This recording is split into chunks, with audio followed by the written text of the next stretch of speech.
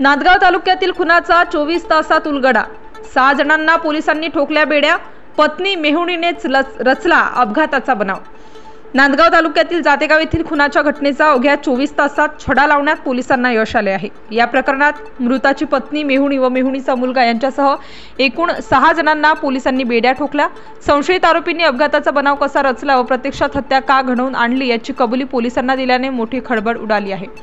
2 दिवसांपूर्वी तालुक्यातील जातेगाव पासून उत्तरेस वन विभागाच्या हद्दीत श्री पिनाकेश्वर महादेव मंदिर रस्त्याच्या कडेला सोमवारी 17 जूनला सकाळी एका अज्ञात व्यक्तीचा मृतदेह आढळून आला होता। मृताजवळ दुचाकी व मोबाईल असल्याने मृत व्यक्तीच्या शोधासाठी तपासाची चक्रे फिरली आणि हत्येचा उलगडा झाला। मयताजवळ सापडलेल्या आधार कार्डच्या आधारे हा मृतदेह कल्याण येथे राहणाऱ्या दीपक सोनवणे यांचा असल्याचे स्पष्ट झाले होते। मात्र कल्याणला राहणारी व्यक्ती एवढ्या दूरवर या भागात कशी आली या दिशेने पोलिसांनी तपास सुरू केला असता तपासात धक्कादायक बाबी पुढे आल्या। मयत दीपक सोनवणे हा मुंबई महानगरपालिकेत लिपिक पदावर नोकरीला होता। संशयावरून पती पत्नीत नेहमी भांडणे होत असे। त्या भांडणाचे पर्यावसान अखेर खुनात झाले। दरम्यान जिल्हा पोलीस अधीक्षक विक्रम देशमाने, अप्पर पोलीस अधीक्षक अनिकेत भारती, पोलीस उपअधीक्षक बाजीराव महाजन यांच्या मार्गदर्शनाखाली पोलीस निरीक्षक प्रीतम चौधरी यांनी घटनेचा तपास केला। पोलीस उपनिरीक्षक संतोष बहारकर, पोलीस हवालदार भारत कांदळकर, पोलीस हवालदार विनायक जगताप, पोलीस हवालदार भास्कर बस्ते, गोपनीय शाखेचे police Naik Anil Sherekar, police constable Dattu Sonawane, police constable Shrikhande, police constable Sachin Munde, police हवालदार कैलास परदेशी, पोलीस कॉन्स्टेबल साईनाथ आहेर यांनी गुन्हा उघडकीस आणला। स्थानिक गुन्हे शाखा नाशिक ग्रामीणचे पोलीस नाईक हेमंत गिलबिले, पोलीस नाईक प्रदीप बहिरम यांनी तांत्रिक विश्लेषणासाठी मदत केली। असा रचला कट। मयताची पत्नी, मेहुणीचा मुलगा नितीन चंद्रकांत मोरे अशांनी संदीप उर्फ रमेश महादू लोखंडे, साईनाथ बाबूलाल सोनवणे, लखन बाबूलाल सोनवणे यांच्यासोबत संगनमत करून कट रचला। जातेगाव शिवारात पिनाकेश्वर महादेव डोंगरावर दीपकला बोलावून त्याच्या डोक्यात दगड व लाकडांनी वार करून गंभीर जखमी करून जीवे ठार केले। त्यानंतर मयताचे प्रेत झाडाजवळ टाकून त्याची मोटारसायकल रोडच्या खाली टाकून अपघाताचा बनाव करून पुरावा नष्ट करण्याचा प्रयत्न केला। घरगुती वादातून काढला काटा।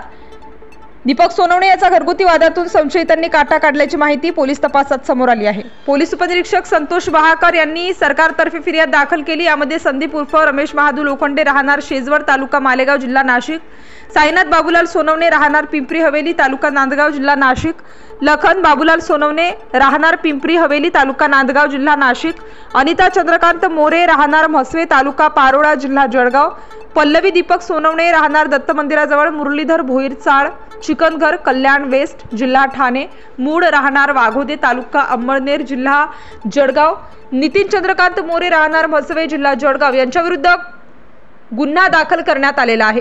बाजीराव महाजन यांनी पोलीस पथकासह तात्काळ घटना ठिकाणी भेट दिली।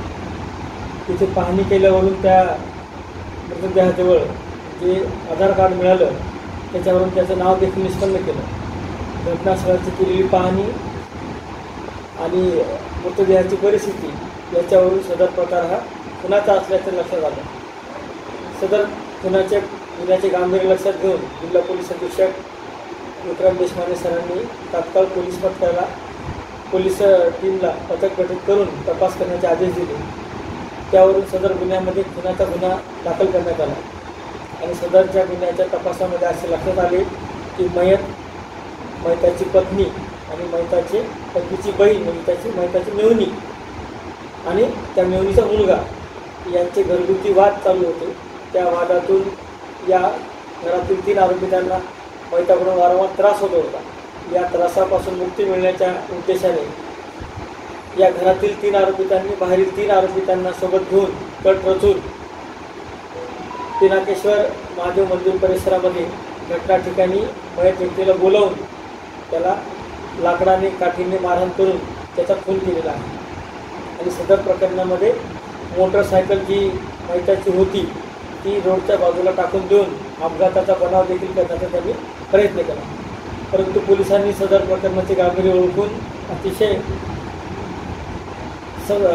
तत्परतेने सदर गुन्ह्यामध्ये निष्पन्न 6 आरोपीपैकी 4 आरोपितांना अटक देखील केली आहे। आरोपितांनी गुन्ह्याची कबुली देखील दिली आहे। उर्वरित 2 आरोपितांना सुद्धा आम्ही लवकर अटक करणार आहोत। सदर प्रकरणाचा तपास पोलीस स्टेशनचे प्रभारी अधिकारी प्रीतम चौधरी यांच्याकडे सध्या देण्यात आला आहे। धन्यवाद। नाशिक स्टार न्यूजसाठी बाबासाहेब कदम, नांदगाव.